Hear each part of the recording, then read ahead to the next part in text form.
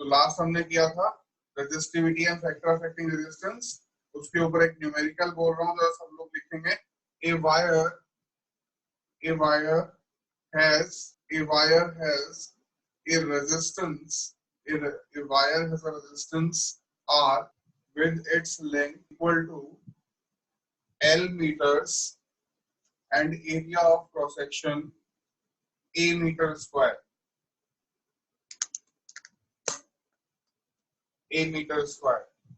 Okay, full stop. If the wire is stretched to double its length,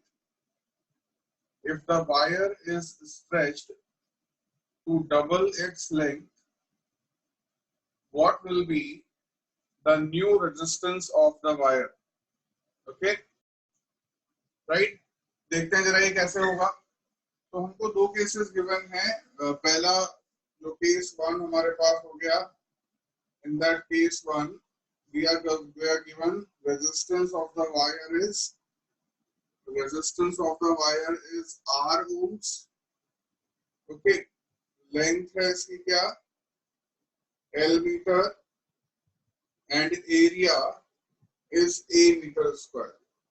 Okay, तो हमारे पास formula था, as we know हमारे पास एक रिलेशन है, फॉर्मूला है इसका। तो वो फॉर्मूला क्या था, R is equals to rho L upon A। ये बात समझ आई? Let this be equation number 1। उसको R1 ले लेते हैं, तो it will be हाँ, तो ये L और A हो गया, R ले लेते हैं। इसके बाद केस सेकंड में हमको क्या बोला है कि वायर को स्ट्रेच करके उसकी लेंथ को डबल कर दिया। तो यानी कि जो हमारा न्यू लेंथ आएगी that is L dash which is equals to 2L। जो लेंथ है उसको डबल कर दिया गया है। जब लेंथ को डबल कर देंगे तो वो वायर थोड़ा पतला भी हो जाएगा। तो कैसे निकालेंगे कितना पतला हो जाएगा वायर खींचने पर? तो हमको मालूम है कि वायर का इनिशियल और फाइनल वॉल्यूम सेम रहेगा। ओके, तो initial volume will be equal to final volume of wire। अब क्योंकि जो वॉल्यूम है वो बराबर रहेगा, इनिशियल वॉल्यूम क्या है, A into L, area into length is volume will be equal to final volume क्या होगा, तो final volume will be A dash and L dash। Okay, तो L dash हमारा कितना आया था, 2L था, तो A into L is equals to A dash into L dash कितना था, 2L। L से L कैंसल, हमारे पास A dash कितना आ गया, A dash is equals to A by 2। Understood? तो ये हमारे पास दो रिलेशंस आ गए। नाउ फॉर द स्ट्रेच्ड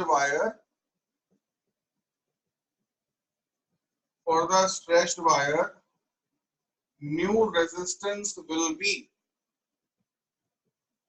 जो न्यू रेजिस्टेंस है वो क्या होगा, तो new resistance will be R dash is equals to rho L dash upon A dash। ये होगा। तो R dash is equals to क्या आ गया, ये रो L dash क्या था हमारा, यहाँ पर देखो L dash was equals to 2L, तो यहाँ पे L dash की जगह मैंने रख दिया 2L। ओके, और A dash क्या था, A dash की जगह क्या रख सकते हैं, यहाँ पर देखो ऊपर A by 2, तो यहाँ पर हम पुट कर देंगे A by 2, तो ये 2 ऊपर जाएगा, तो R dash बराबर क्या हो गया, रो 2L इंटू ये वाला 2 जो है ऊपर चला गया डिवाइडेड बाय A। ओके, तो हमारा R dash क्या बन गया, R dash बन गया 4 रो L बाय A। ओके, और हम इस वाली इक्वेशन से देख सकते हैं फ्रॉम इक्वेशन 1 जो हमारा रो L बाय A था ये क्या था, तो इसको इक्वेशन 2 डाल दें, तो फ्रॉम इक्वेशन 1 एंड 2 क्या मिलेगा हमको कि जो हमारा R डैश है it is equals to 4R। Okay, इसको नोट करो। A wire of length 1 meter and area 1 meter square is stretched to increase its length up to 3 meter, ठीक है, full stop. If the initial resistance of the wire is 30 ohm, if the initial resistance of the wire is 30 ohm, then what will be the resistance of the stretched wire? What will be the resistance of the stretched wire? Solve करके answer बताओ जरा सब लोग.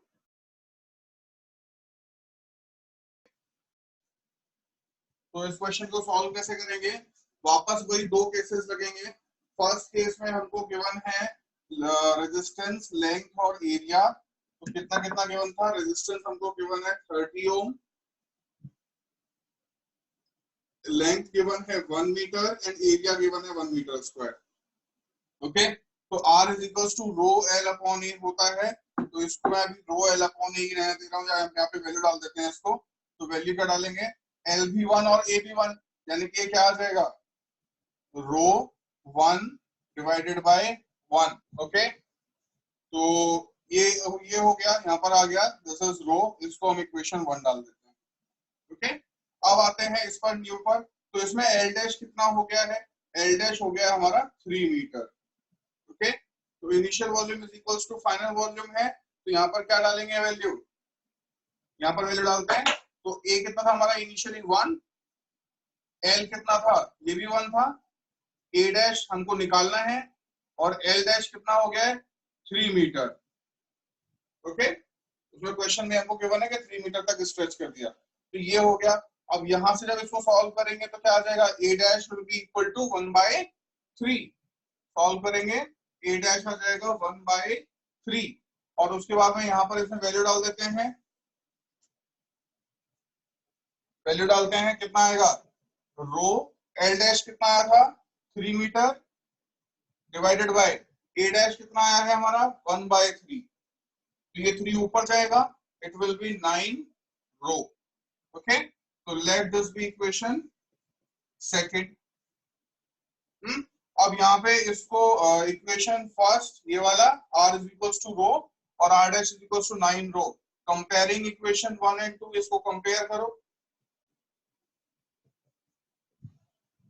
तो क्या ले सकते हैं कि R dash is equals to 9R और R कितना के बता? 30. तो 9 into 30 that is 270 ohms. Note कर लो इसको सब लोग.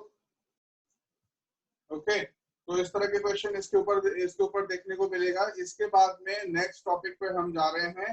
हेडिंग डालना combination of resistances. Combination of resistances. Combination of resistances या कॉम्बिनेशन ऑफ रेजिस्टर्स. ठीक है, कॉम्बिनेशन ऑफ रेजिस्टेंसेस हमारे दो तरह से होते हैं. एक होता है सीरीज कॉम्बिनेशन और एक होता है पैरेलल कॉम्बिनेशन. ओके, तो पहला हम देख रहे हैं सीरीज कॉम्बिनेशन.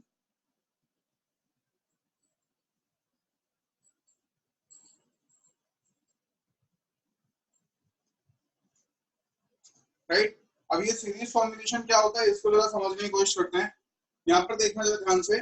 मान लो ये एक हमारे पास एक रोड है.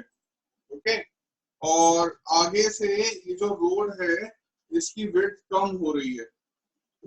हाँ, तो यहाँ पर इस रोड के अंदर यहाँ पर जितनी गाड़ियां अंदर एंटर करेंगी यहाँ पर से उतनी ही गाड़ियां बाहर निकलेंगी. अगर मान ले कि यहाँ पे बिल्कुल एकदम बिच के सब गाड़ियां चल रही हैं तो इसका मतलब क्या है कि पीछे वाला रोड भले ही चौड़ा हो, डज नॉट मैटर. जो गाड़ियों के निकलने की स्पीड है वो तो पतले वाला रोड डिसाइड करेगा. या फिर आप लोगों ने क्या बोलते हैं इस पर एक चीज देखी हो, मतलब इसके अंदर हम एग्जांपल लेते हैं ज्यादा बेटर रहेगा कि अगर कोई रोड है कि पीछे विड्थ इसकी ज्यादा है तो यहाँ पर तो गाड़ियां ज्यादा निकलनी चाहिए थी और यहाँ पर कम है तो कम निकलनी चाहिए थे. लेकिन क्योंकि ये आपस में कनेक्टेड है तो जब तक इसमें से गाड़ियां पास नहीं होंगी पीछे से और आ नहीं सकती. राइट, इसका मतलब ये है कि अगर एक इसमें थिकनेस कम या ज्यादा रहेगी तो सबसे पतला वाला डिसाइड करेगा कि क्या उसका रेट होने वाला है। ओके, इसको समझने के लिए जस्ट सपोज कि ये एक वायर है, अगर ये एक वायर है तो जितने इलेक्ट्रॉन्स यहाँ पर फ्लो कर रहे होंगे, तो ये इलेक्ट्रॉन्स फ्लो कर रहे हैं यहाँ पर, ओके, तो पर सेकेंड जितने चार्ज पार्टिकल इस वायर में यहाँ से एंटर करेंगे, उतने ही चार्ज पार्टिकल यहाँ से बाहर निकलेंगे। ये बात अंडरस्टूड है? जितने चार्ज पार्टिकल यहाँ से एंटर करेंगे, उतने ही चार्ज पार्टिकल या उतने ही इलेक्ट्रॉन यहाँ से बाहर निकलेंगे। दैट मीन्स जो करंट इसके अंदर होगा वही करंट इसके अंदर होगा। तो अब जब हम इसके एक सीरीज कॉम्बिनेशन की बात करते हैं, तो सीरीज कॉम्बिनेशन के अंदर जो हमारा करंट होता है वो सेम रहता है। जैसे मैं एग्जांपल दिखाता हूं कि ये हमारे पास लेट करते हैं, let 3 resistances of values R1, R2 and R3 ohm, ठीक है, connected in series across a battery of V volts। तो एक V volts की बैटरी के अक्रॉस हमने ये कनेक्ट किया है। कैसे है इसको देखें, तो ये हमारे पास एक रेजिस्टेंस, ये दूसरा और ये तीसरा, और ये कनेक्टेड है एक V वोल्ट की बैटरी के अक्रॉस। अंडरस्टूड? ओके, तो ये बिल्कुल जैसे यहाँ पर जो सिचुएशन थी वही चीज यहाँ पर होगी। कहने का मतलब क्या है, बैटरी के अंदर से जो करंट आएगा, जो चार्जेस आएंगे, तो जितना करंट इस वाले रेजिस्टेंस में से पास होगा, उतना ही इस वाले में से ये पास होगा और उतना ही इस वाले में से ये पास होगा। क्यों? क्योंकि और कहीं जाने के लिए रास्ता ही नहीं है। जितने भी इलेक्ट्रॉन्स अगर सर्किट में घूम रहे हैं, तो जितने इलेक्ट्रॉन इसमें से पास करेंगे उतने ही इसमें जाएंगे। रास्ते में और कहीं जाने के लिए कोई दूसरा रास्ता था ही नहीं, तो जितने इसमें से पास हुए वही इसमें गए और वही इसमें गए। देयरफॉर जो करंट रहता है वो तीनों के अंदर बराबर रहेगा। अंडरस्टूड? लेकिन जो वोल्टेज हमने यहाँ पे लगाई है, वो वोल्टेज 3 पार्ट में डिस्ट्रीब्यूट हो जाएगी। तो ये एक वोल्टेज हो गई V1, इसके अक्रॉस जो वोल्टेज है पोटेंशियल डिफरेंस वो हो गया V2, और इसके अक्रॉस जो पोटेंशियल डिफरेंस है वो हो गया V3।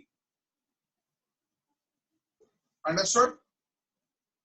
अब इसके बाद में हम ये देखें, इसको सिचुएशन क्या हो गई हमारे पास कि when resistances are connected in series, when resistances are connected in series, then the current through each resistance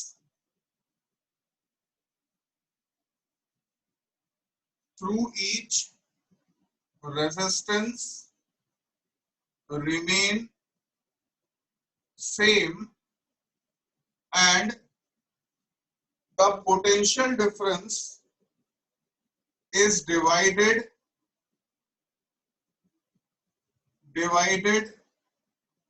amongst them। Okay, जो करंट है वो सेम रहेगा और पोटेंशियल डिफरेंस जो है वो डिवाइड हो जाएगा इन सबके बीच में, राइट? ये है। अब इसके बाद हम इसमें देखें तो ये जो हमारा पोटेंशियल डिफरेंस था यहाँ पर V, यही पोटेंशियल डिफरेंस ये 3 पार्ट्स में डिवाइड हो गया था ना, तो इसको हम क्या ले सकते हैं कि हमारा जो V है, this is equal to V1 plus V2 plus V3। Understood? अब ये V1 क्या आएगा, V1 विल बी IR1, हमने फॉर्मूला पढ़ा ना ओम्स लॉ में, IR V is equal to IR, तो V1 हो गया IR1, V2 हो गया IR2 और V3 क्या हो गया IR3। इनमें से I कॉमन ले लेते हैं तो बचेगा R1 plus R2 plus R3। Understood? Understood everyone? इसके बाद यहाँ पर ये हमारा फॉर्म, ये हमारी एक इक्वेशन बन गई। Let this be equation number 1। Okay, हमको फाइंड आउट क्या करना है, यहाँ पर समझो, हमको निकालना ये है कि ये तीनों रेजिस्टेंसेस को हटा करके अगर मुझे इन तीनों की जगह पर एक रेजिस्टेंस लगाना हो जो कि इस बैटरी में से सेम करंट विड्रॉ करे।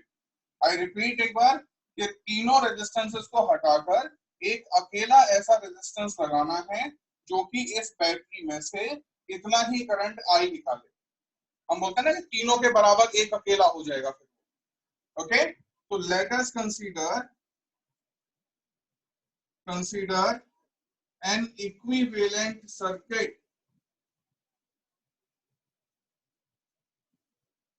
तो इक्विवेलेंट सर्किट कंसीडर करते हैं, तो उसमें क्या लेंगे, ये तो हमने ले लिया आर इक्विवेलेंट।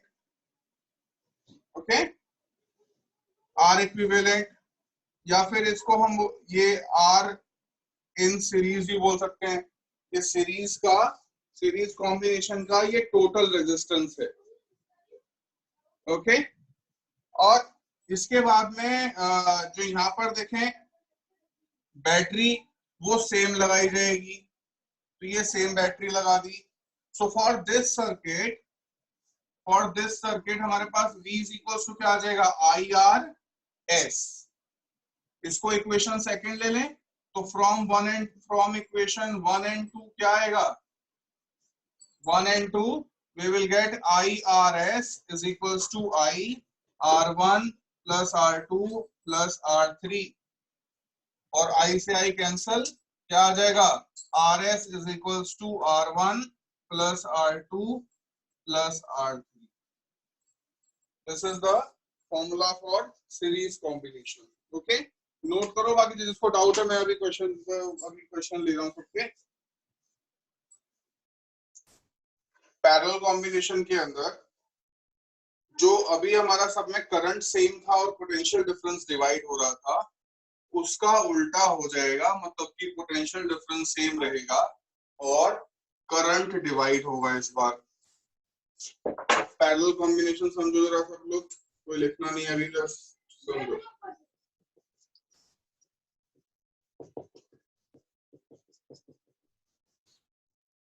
पैरेलल कॉम्बिनेशन, तो पैरेलल कॉम्बिनेशन क्या होता है, जब बैटरी के, जैसे ये हमारे पास बैटरी है,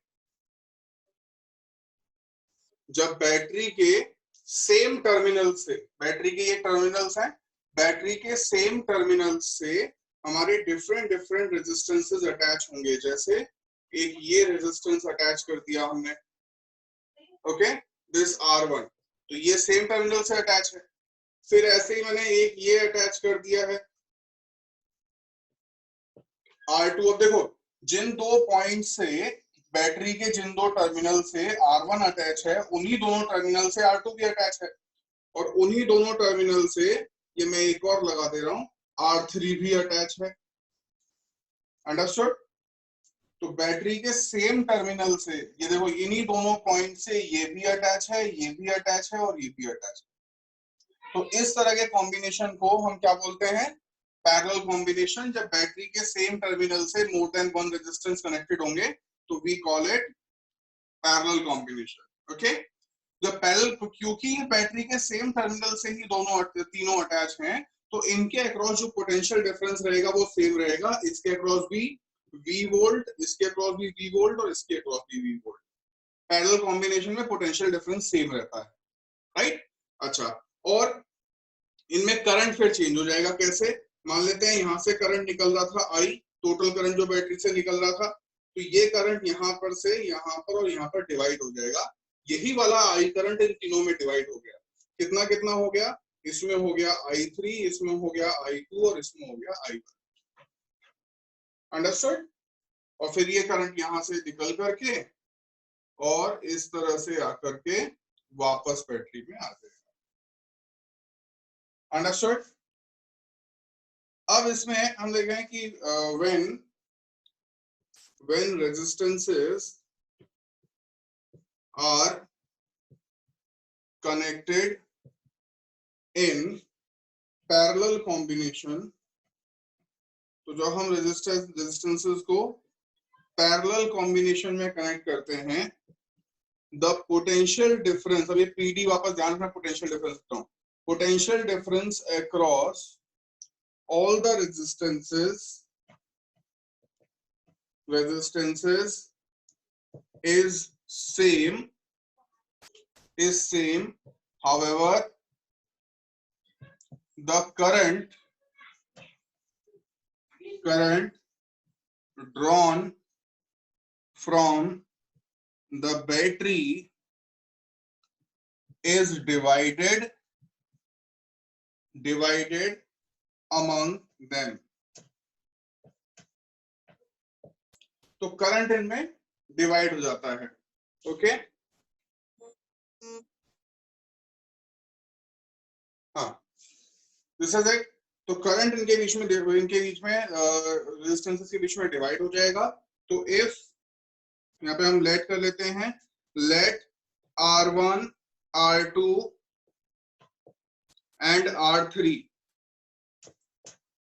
and R3 are the three resistors connected in parallel and draw current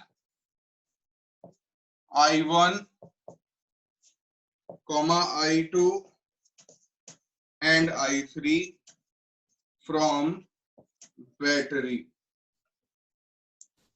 Okay, so this is it. अब क्या बन जाएगा यहाँ पर कि जो हमारा करंट है, टोटल करंट I, उसमें तीन करंट हैं, I1, I2 and I3. Understood. अब हमारे पास एक फॉर्मूला था क्या, V is equals to IR, एक फॉर्मूला पढ़ा है हमने. ओके, तो वहां पर से I क्या आएगा, I will be V by R. Okay, तो यहां पर पुट करते हैं तो ये क्या आ जाएगा, V upon R1 plus V upon R2 plus V upon R3. Understood. इसमें से V अगर हम कॉमन ले लें तो क्या बचेगा, 1 upon R1 plus 1 upon R2 plus 1 upon R3. So this is our I. Let this be equation number 1. Okay. Now consider an equivalent circuit. वापस हम एक equivalent circuit consider करते हैं in which equivalent resistance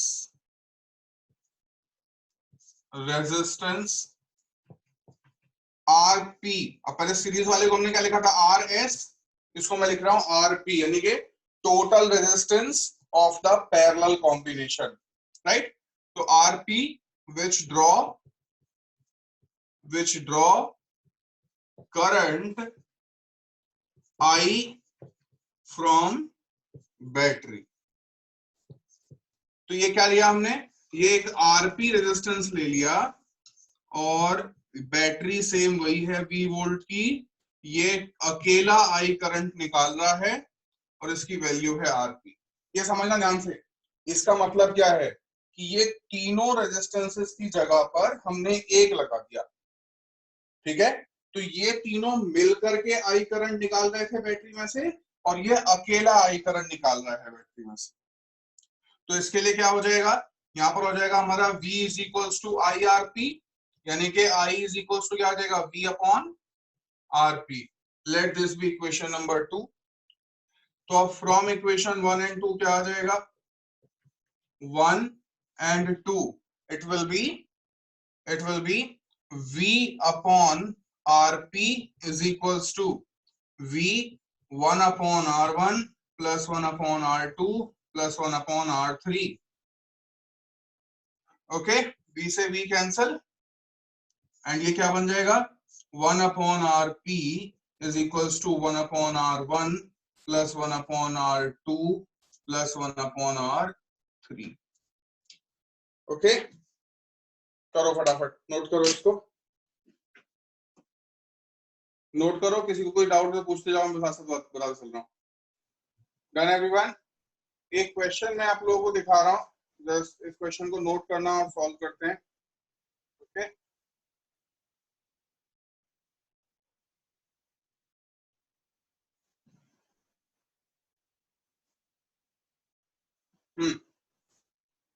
note करो इसको जरा। Question number 2 जो तुमको दिख रहा है स्क्रीन पर, डोंट राइट ऑन दिस, ये नोट करना क्वेश्चन।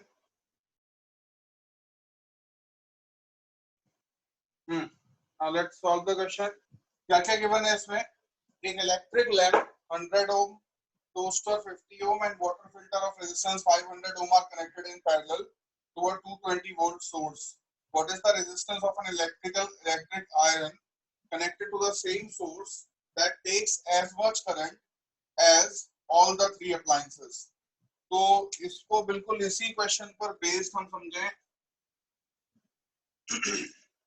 देखो ये कह रहा है कि यहाँ पर तीन चीजें ऑलरेडी कनेक्टेड हैं।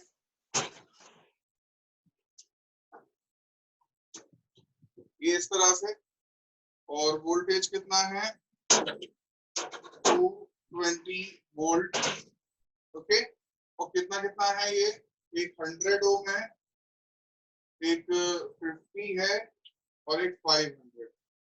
उनसे कह रहा है कि यहाँ से जितना भी करंट निकल रहा होगा, हम कैलकुलेट कर लेंगे कितना करंट निकल रहा है। तो कह रहा है कि जितना यहाँ से करंट निकला होगा, अगर हमको उतना ही करंट निकालना है और एक इलेक्ट्रिक आयरन लगाई है तो उसका रेजिस्टेंस कितना होगा। ओके, तो अगर ये करंट आई है, ये भी करंट आई है, और ये 220 वोल्ट है। अभी हमने किया था ना, अभी कुछ देर पहले हमने क्वेश्चन एक किया था, उसमें क्या था, ये R1 R2 R3 को कंबाइन करके हम RP बनाते हैं जो कि बराबर करंट विड्रॉ करे, है ना। तो वही RP तो पूछा है हमसे, ये RP ही तो है। तो क्या हो जाएगा, 1/RP is equals to 1/R1 plus 1/R2 plus 1/R3। Understood. Solve कर देंगे इसको, सॉल्व करके आंसर बताओ फटाफट, आरपी कितना आएगा, आरपी बताओ कितना आएगा, सॉल्व करके फटाफट। मैं एक और क्वेश्चन दिखा रहा हूं आप लोगों को, जैसे इसको रीड करें और अटेम्प्ट करें सब लोग। Look at question number 5।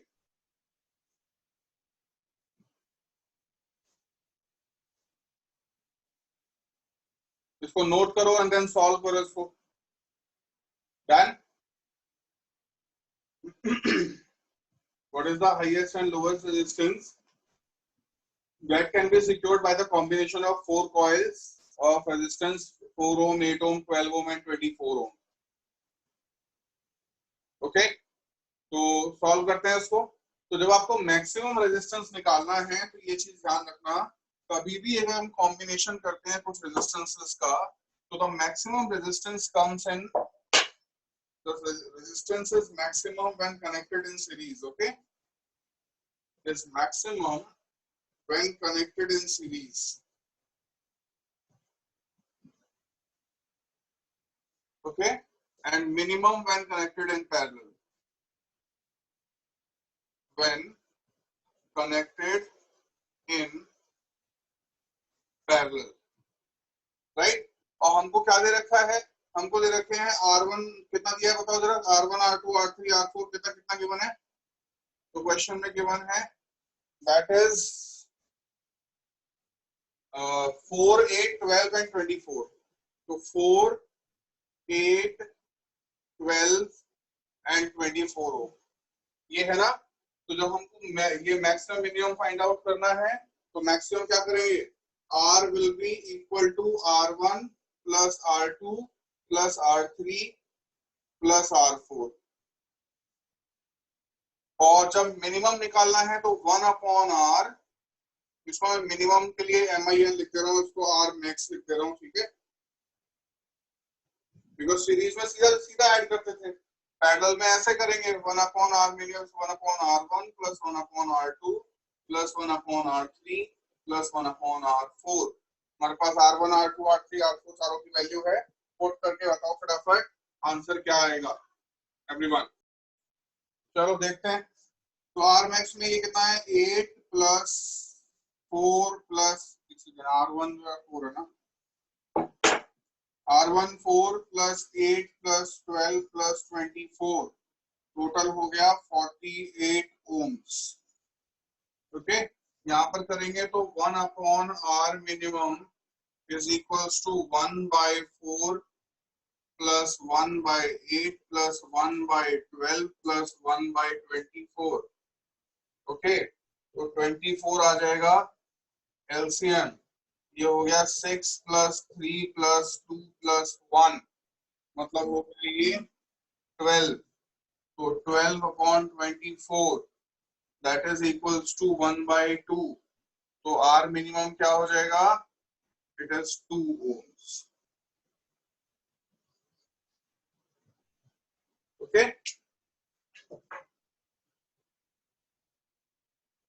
Note कर लो इसको जिसका नहीं। एक और क्वेश्चन मैं दिखा रहा हूं numerical, just look at this, solve करते हैं इस क्वेश्चन को।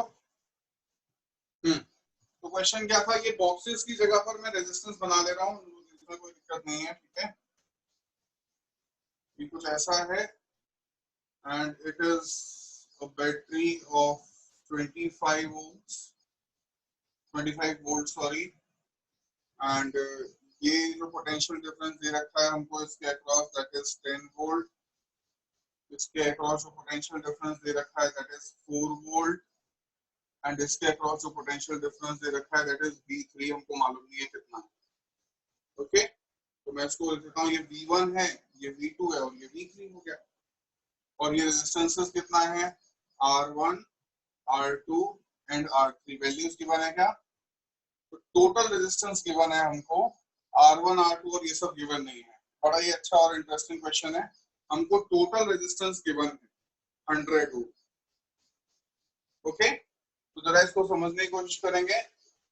हमको फाइंड आउट क्या करना है, find if the total resistance determine the value of current that flows through R1, find also the value of R2। Okay, जरा इसको देखते हैं, R3 की वैल्यू गिवन है क्या, नहीं वैल्यू इसकी भी नहीं गिवन है, देखो जरा समझते हैं। तो R is equals to 100 ओम था। नाउ एज वी नो कि जो हमारा V होता है जब हम सीरीज कॉम्बिनेशन कर रहे थे, that V is divided amongst the 3 ना, तो क्या हो जाएगा, ये हो जाएगा हमारा, यानी V will be equal to V1 plus V2 plus V3। अब V हमको गिवन है, V कितना गिवन है हमको 25, V हमको गिवन है 25, ये 25 किसके बराबर होगा, this 10 plus 4 plus this, V1 कितना है 10, V2 कितना है 4 एंड V3, तो ये हो गया 25 is equals to 14 plus V3, यानी कि V3 हो गया हमारा 25 माइनस 14 दैट इज 11 वोल्ट। ये आ गया। अब क्योंकि 11 वोल्ट आ गया, हमारे पास एक फॉर्मूला है V is equals to IR। Okay, तो यहां पर से हम देखें जो हमारा टोटल V है, रिमेंबर दिस, इसको मैं इसी कॉम्बिनेशन को हम ऐसे भी बना सकते हैं, ये तीनों रेजिस्टेंस का जो टोटल था दैट इज RS, वो हमको 100 गिवन है, हम इसको ऐसे लिख सकते हैं, और ये जो यहाँ पर वोल्टेज था दैट इज 25 वोल्ट, तो यहाँ पे V is equals to IR लगाएं तो क्या आएगा, V था 25 is equals to 100 into R क्या होगा, R इज सॉरी I निकालना है हमको, I निकालना है, सो I इंटू 100, तो हमारे पास R के ये I कितना आ जाएगा, तो I will be 25 divided by 100 that is 0.25 ampere. Okay, तो ये आ गया 0.25 एम्पियर। अब एक चीज देखो, ये जो करंट आया है 0.25 एम्पियर, ये तीनों रेजिस्टेंसेस के अंदर सेम है। अब क्योंकि ये तीनों रेजिस्टेंसेस में सेम है, तो मैं अगर V1 को लिखूं तो V1 मेरा क्या है, IR1, V2 क्या था, पहले इसी में चलो वैल्यू पुट कर लेते हैं, तो V1 is equal to IR1 था ना, अब I कितना आया है 0.25, R1 हमको गिवन नहीं है, ओके, और V1 कितना था, V1 वाज 10 वोल्ट, तो यहाँ से R1 निकालेंगे, क्या आएगा 10/0.25, इसको सॉल्व करोगे तो ये आ जाएगा 14 ओम, डिवाइड करोगे। एंड सिमिलरली फिर हम करेंगे V2 is equals to IR2, तो यहां से R2 निकाल के बताओ मुझे अपने आप, और V3 is equals to IR3, यहां से R3 निकाल के बताओ अपने आप। डू इट, करो सब लोग, ठीक है। एक एनसीईआरटी का क्वेश्चन दिखा रहा हूँ, इसको देखो जरा, अटेंड करो फटाफट सब लोग। This is question number 12.19, example 12.19 जो दिख रहा है तुमको, एग्जांपल 12.19, इसको पहले नोट कर दो फिर करते हैं बोर्ड पर। दिस एग्जांपल 12.9, डायग्राम भी ड्रॉ कर लेना। अब सॉल्व कर लेते हैं इसको जरा,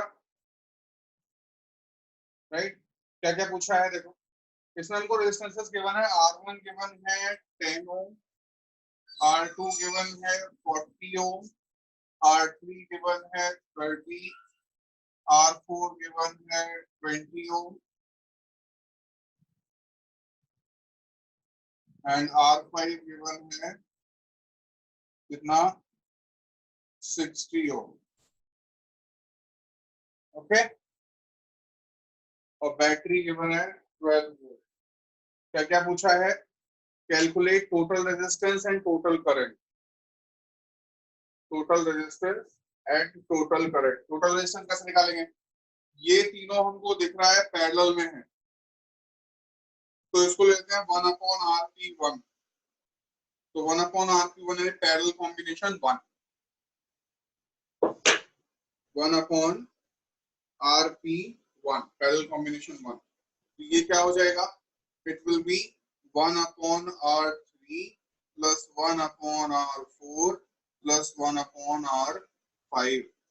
इसको सॉल्व कर देते हैं, तो ये हो जाएगा हमारा 1/RP1 इज इक्वल्स टू क्या आ जाएगा, तो ये बनेगा हमारा 1/R3 क्या था 1/30 प्लस 1/20 प्लस 1/60। एलसीएम ले लेंगे इसका, 60 आ जाएगा, 2 प्लस 3 प्लस 1 यानी कि ये हो गया 6/60, दैट इज 1/10, मतलब कि RP1 आ गया हमारा 10, ओके। फिर RP2 निकालते हैं, इस वाले को RP2 ले लेंगे, तो पैरेलल कॉम्बिनेशन 2 यानी कि RP2 is equals to 1/R1 plus 1/R2, so it is 1/10 plus 1/40, take LCM as 40 and it will be 4 plus 1 यानी कि 5/40 हो गया, मीन्स RP2 हमारा आ गया 8 ohms, ओके। अब देखो ये वाला जो, अगर मैं इसको अब पूरा बनाऊं तो नया सर्किट हमारा क्या बनेगा, नया सर्किट कुछ ऐसा बनेगा कि एक ये हो गया हमारे पास RP2 और ये हो गया हमारे पास RP1, तो हमको दिख रहा है कि ये दोनों सीरीज कॉम्बिनेशन में है, देखो RP1 एंड RP2, तो टोटल रेजिस्टेंस जो हमारा आ गया R total, that is RP1 plus RP2, कितना हो जाएगा ये 10 and 8, that is 18 ohms।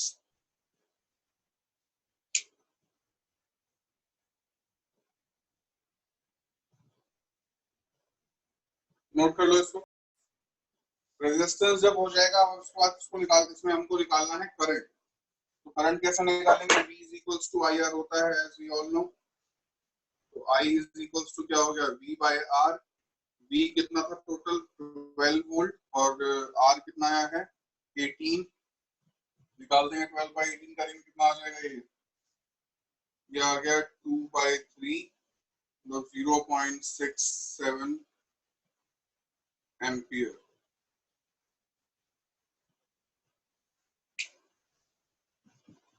Okay.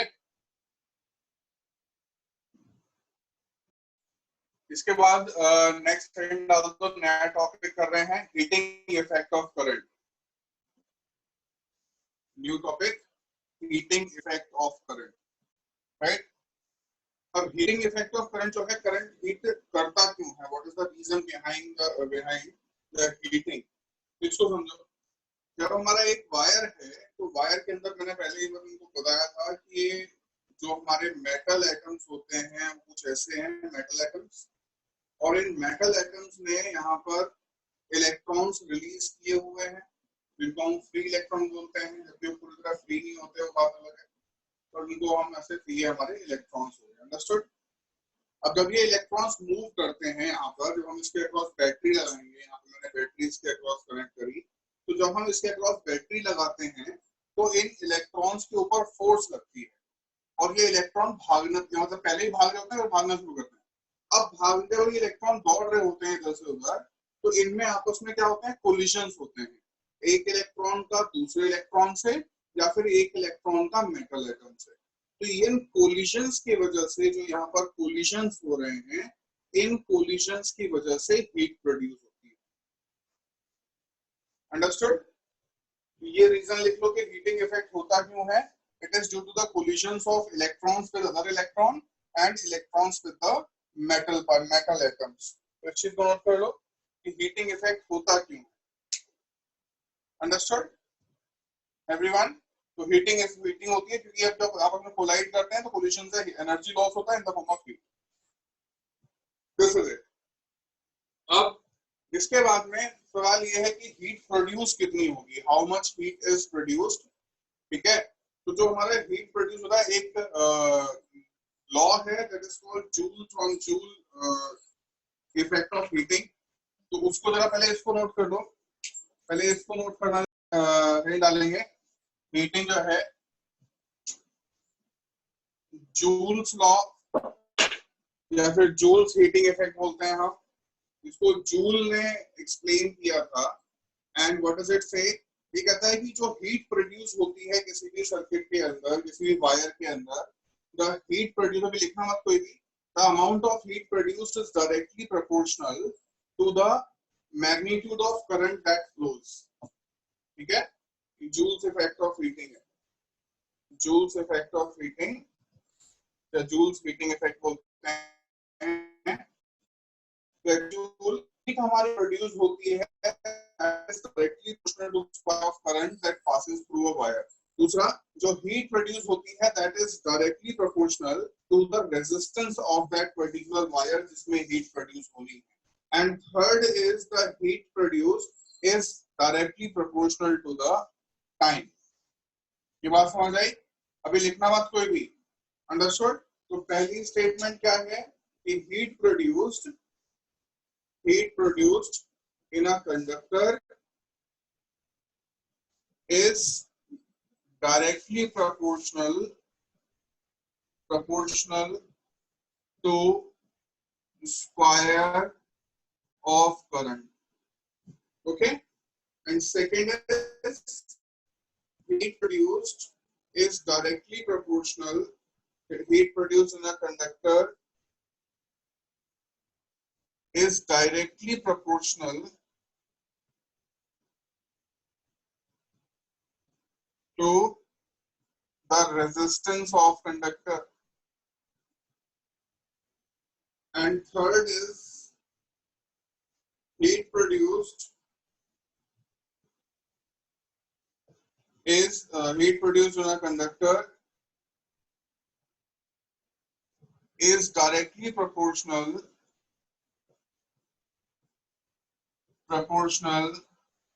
to the time for which the current flows, okay। तो ये तीन हो गया, let this be 1, 2 and 3। तो from equation 1 and 2, from 1, 2 and 3 क्या आ जाएगा भाई, it will be H is equals to, H is proportional to I square R T। अब यहाँ पे प्रोपोर्शनलिटी सिंबल जो हम लगाते हैं that is K into I square R T, और यहाँ पर जो K है उसकी वैल्यू 1 हो जाती है, तो H हो जाएगा हमारा I square R into T। Just write this formula। Question इसे आगे देखते हैं हीटिंग के ऊपर। Just look at this question. हो गया ये डन सबका? राइट, देखो लेट्स सी क्वेश्चन कैसे सॉल्व होता है।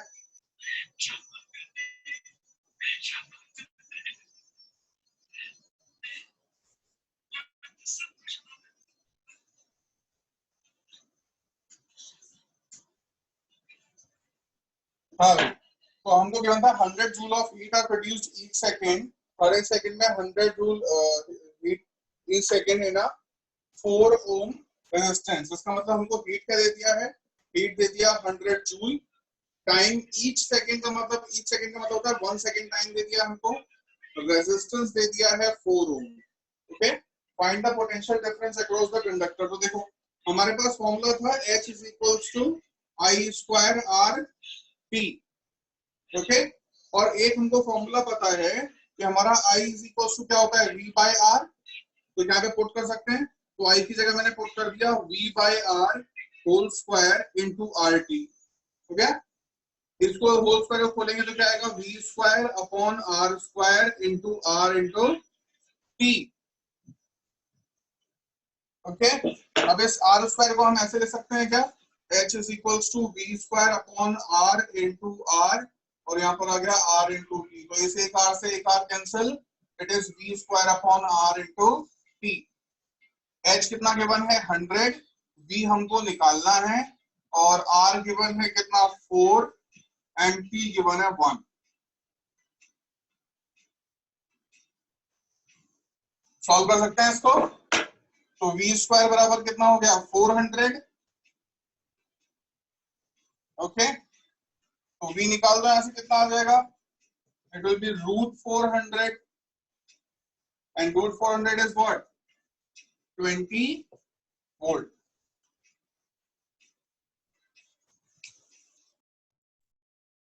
नेक्स्ट हेडिंग डालेंगे। Next heading electric power. Electric power,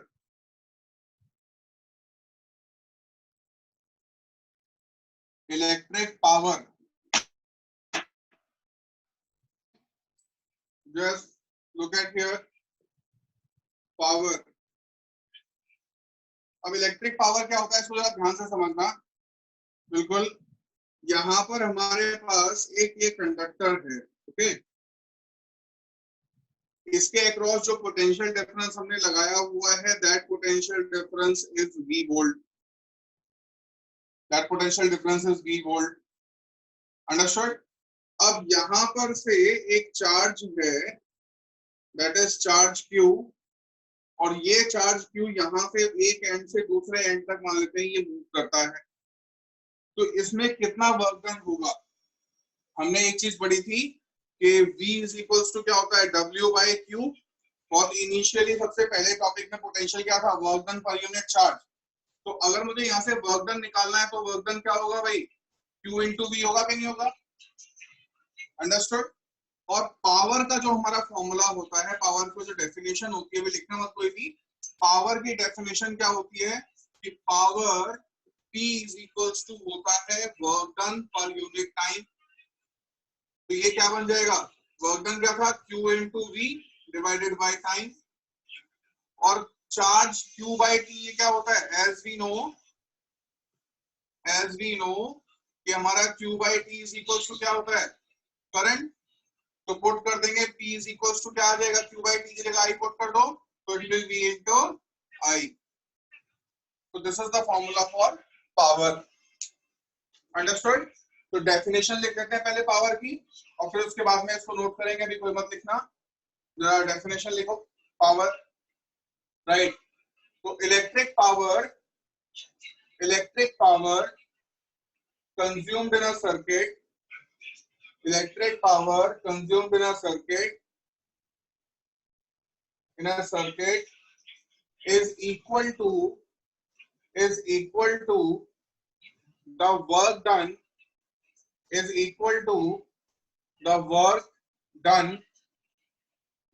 done in moving the work done in moving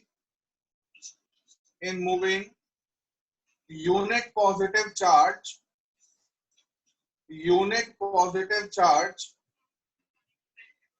work done in moving a unit positive charge, ठीक है, per unit time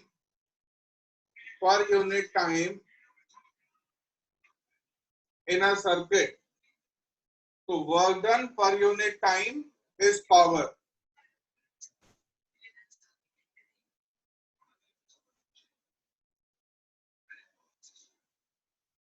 Understood? अब इसको लिखना. Let us consider a potential difference V. Let us consider a potential difference V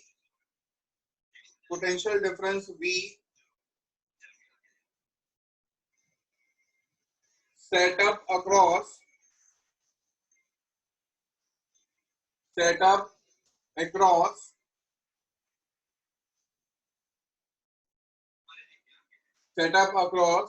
a conductor,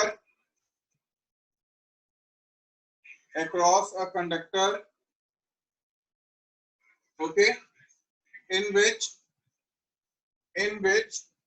the charge Q moves from, when the charge Q moves from one end to other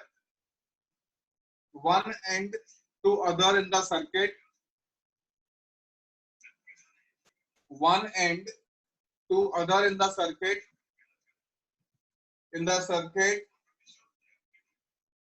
the work done in moving that charge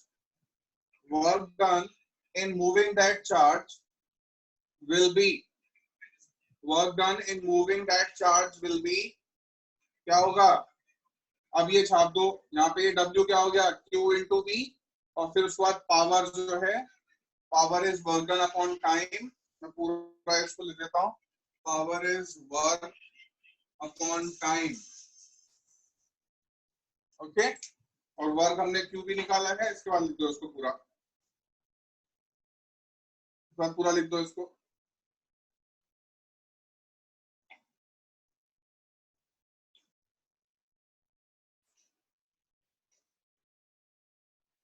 units भी लिख लेना. तो यहाँ तक हमारे most of the topics जो हैं वो खत्म हो गए हैं अकॉर्डिंग टू एनसीईआरटी. कुछ टॉपिक्स अभी इसमें बचते हैं. वो टॉपिक्स क्या बचे हैं हमारा, एक डोमेस्टिक सर्किट बचता है, इलेक्ट्रिक पावर कंजम्पशन और जो कैलकुलेशंस वगैरह हैं कुछ, तो उसको मैं नेक्स्ट क्लास से एक और रखेंगे. नेक्स्ट वीक जब हमारी क्लास होगी तो we will do all the numericals of NCERT, जितने भी क्वेश्चंस हैं, और बाकी कुछ क्वेश्चंस मैं अपनी तरफ से भी दूंगा. डोमेस्टिक सर्किट बस एक हमारा रह गया है.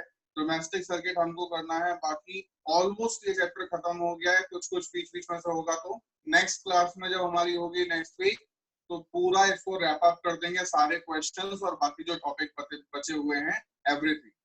Okay, done everyone. बाकी कुछ होमवर्क के लिए क्वेश्चंस मैं इसके ग्रुप पे डाल दूंगा, तो सब लोग वहां से कर लेंगे. एंड एनसीईआरटी में से पूरा चैप्टर इसको रीड कर लेना है. जितने भी टॉपिक्स हमने किए हैं, you will read them. Done. Okay, आज पर इतने रखते हैं. नेक्स्ट वीक मिलते हैं. Okay, bye everyone.